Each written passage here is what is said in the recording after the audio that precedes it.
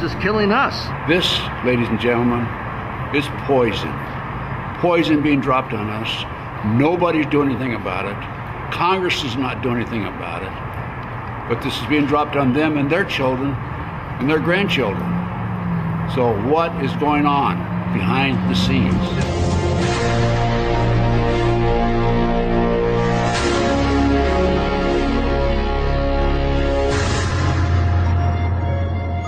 When I moved to the Pacific Northwest thinking I would find clean air and seeing these trails above that were blocking, in some cases, 60, 70, 80% of my solar uptake, clearly something was going on.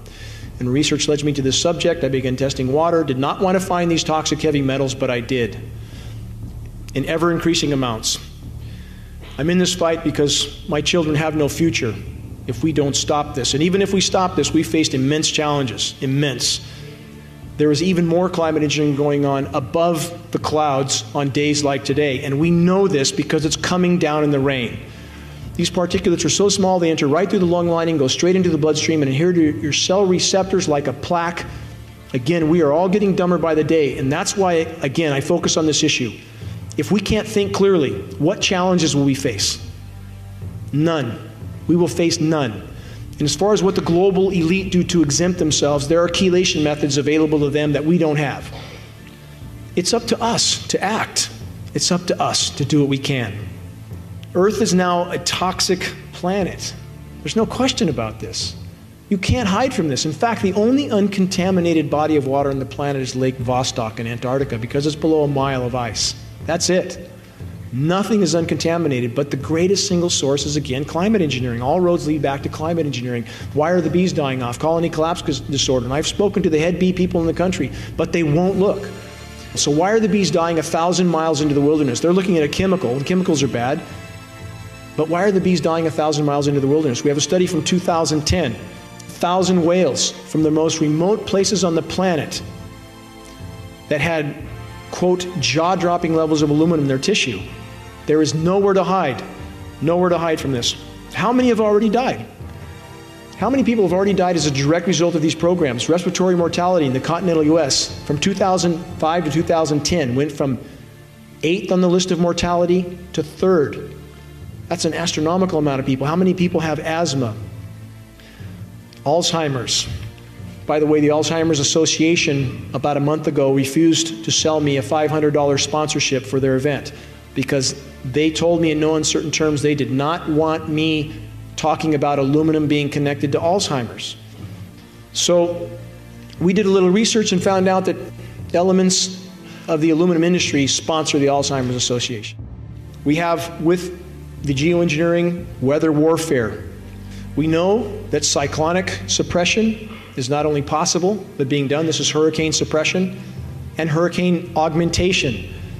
We saw Cyclone Haiyan last year in the Philippines cut a swath through that island nation, and now the U.S. military is there under humanitarian pretext, but now they're setting up bases. Same thing happened in Pakistan. Same thing in Thailand. Thailand refused the U.S. a military base that they told Thailand was for weather monitoring. The Thai government apparently knew it was for weather manipulation. They refused the base. Thailand immediately found itself underneath record floods. So we know this is going on, and when you have climate engineering, you cannot separate that from biological warfare. You cannot. So we have a climate science community that is either clinically blind, in total denial, or lying for a paycheck. How can you have the largest scientific panel in human history, the IPCC, 2,000 climatologists, that cannot recognize this atrocity in our skies? How is that possible? It doesn't take a lot of consideration to answer this question. It's about power and control. It's always been about power and control. And we have leaders of nations on the floor of the UN stating that their country is being droughted out by NATO weather modification programs. This is fact, absolute fact. Our media does not cover any of this. The power structure, the military-industrial complex will never, ever admit defeat. Never. I talked to an insider with these programs. I can't release his name, but I published the conversation. And here's what he said.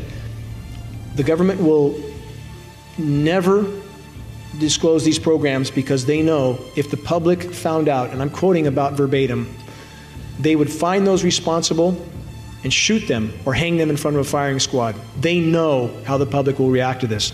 If we're to have any chance for a living planet, we must stop this. We must stand together. We must take a stand together. One of the most incredible men that I feel ever lived, Martin Luther King, said there comes a time when silence is betrayal. And we are at that time now.